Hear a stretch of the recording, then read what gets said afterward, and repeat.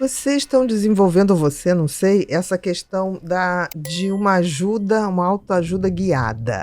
Queria que você falasse disso. É o meu mestrado.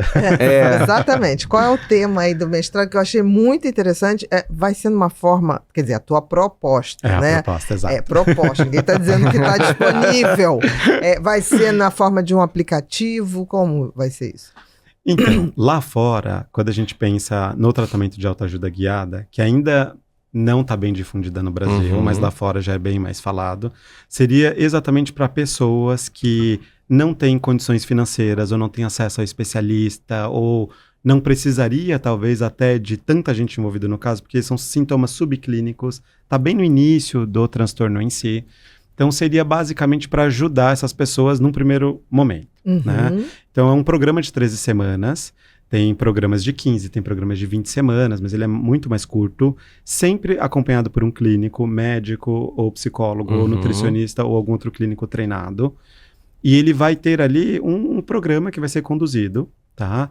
Então, normalmente são como se fosse um livro de autoajuda guiada, e esse paciente, ele vai ter encontros com o clínico e outros encontros ele vai ler aquelas páginas e voltar para o atendimento com o clínico, e o clínico vai guiando. No percurso, o clínico vai percebendo, tá melhorando a sintomatologia? Não tá melhorando? Né? Se estiver melhorando, ele prossegue. Se não estiver melhorando, aí começa a organização de uma equipe mínima, começando aumentando o nível de assistência, porque esse paciente não está respondendo tão bem. Então, começa por aí. No Reino Unido, isso é bem difundido para compulsão alimentar. Mas isso seria geral, aberto a um público, e vocês teriam como se fosse um questionário de corte. Aí na pesquisa... Para saber quem está no modo leve. Leve, né? Isso. Que pode fazer parte. Isso, certo. Na pesquisa nós vamos recrutar 80 pacientes que têm algum descontrole alimentar ou acreditam que comem de forma descontrolada ou algo do tipo. Então seria mais para compulsão mais alimentar. Mais para compulsão. A primeira testagem vai ser para compulsão. Não tem como, porque é grave. É grave de cara. Para compulsão. Para pegar compulsão, comer emocional, comer exagerado, mais para esse público. Então, primeira coisa, eles procuram o hospital, procurando o hospital, passa para uma avaliação médica no primeiro momento, para ter o diagnóstico. Tendo o diagnóstico, aí eles são randomizados, é um termo, eles são colocados aleatoriamente em algum grupo, e dentro desse grupo, alguns vão receber o atendimento guiado por um clínico e vão receber um livro, e outros vão receber o atendimento com o clínico e vídeos, ensinando as técnicas. No momento que ele tiver com ímpeto de ter a compulsão, ele pode abrir o vídeo e seguir as instruções. Entendi. Então, a testagem que a gente vai fazer no meu mestrado é um programa de 13 semanas, que já foi validado, foi com o pessoal de Stanford. Eu tenho contato com o pessoal de lá, enfim, fiz os treinamentos. Vamos testar, vamos ver, mas nós estamos muito otimistas. Eu acho interessante porque, assim, não existe profissional que dê conta de toda a demanda, nenhum país do mundo. Exato. Porque tem gente que fala assim, Brasil, gente, é o mundo. Sim. Tem muito mais Sim. pessoas precisando de ajuda efetiva do que profissionais formados, e mesmo os formados capacitados, que é diferente você ter um profissional formado, nem sempre ele está capacitado. Sim. Então, assim, qualquer coisa que também traga um pouco da proatividade, eu acho muito interessante. Sim.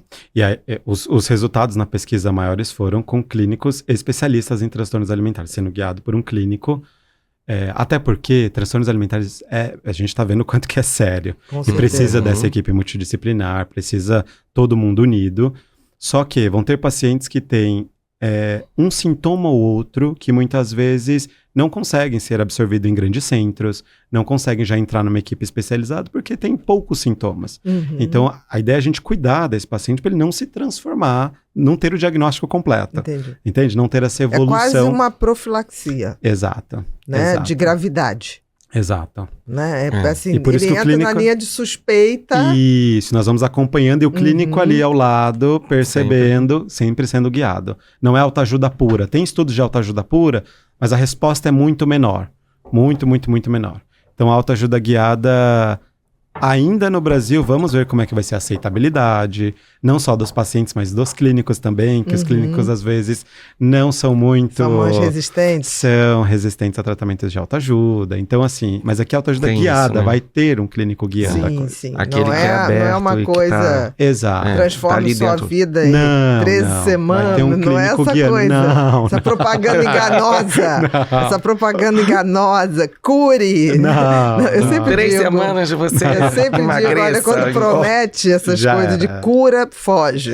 Se fala assim, isso a indústria não quer que você saiba disso.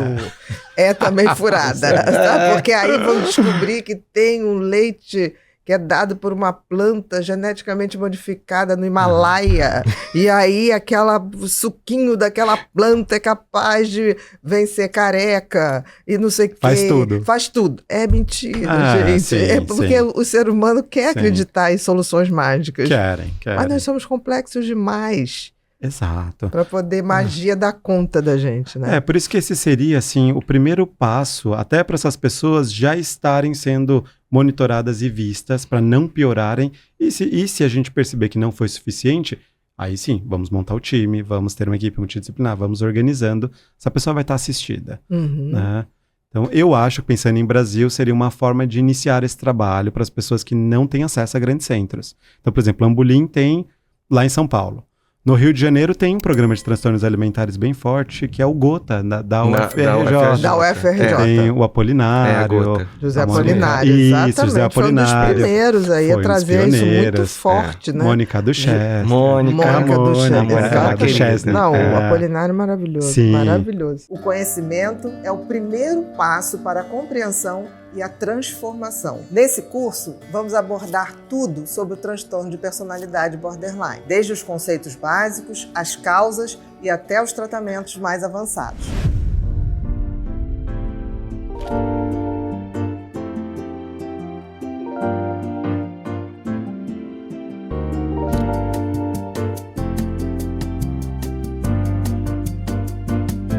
Eu estou ansiosa para começar essa jornada de aprendizado com você. Vamos lá?